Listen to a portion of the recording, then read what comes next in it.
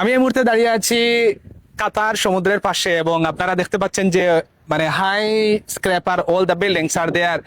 এবং এই যে খুব দূরে একটা বিল্ডিং দেখা যায়, এটা বলা হয়ে থাকে যে কাতারের সবচেয়ে পুরাতন বিল্ডিং, এটার নাম হচ্ছে শেরাটন। সো শেরাটন যে সময়টাতে এখানে স্থাপিত হয় বা স্টাবলিশড হয়, ওই সময়টাতে এখানে কিছু ছিল না বলেই, আমাদের গাইড যিনি তিনি এভাবে বলেছেন যে এখানে প্রায় কিছু ছিল না বলেই এরকম মানে nothing existed kind of. But সময়ের সাথে সাথে অসাধারণ একটা মানে শহর গড়ে উঠেছে, এবং এখানে কমার্শিয়াল বিল্ডিং গুলো আছে, পেট্রোলিয়াম বিল্ডিং।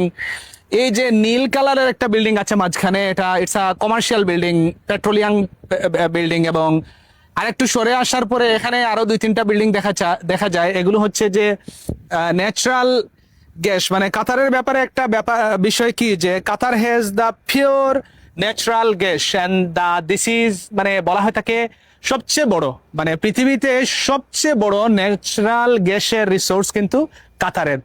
তো যে কারণে কাতার আসলে বদলে যাওয়া এখান থেকেই, যে কাতারের ইকোনমিটা কিন্তু বুম করে সারা পৃথিবীতে because of that source of natural gas.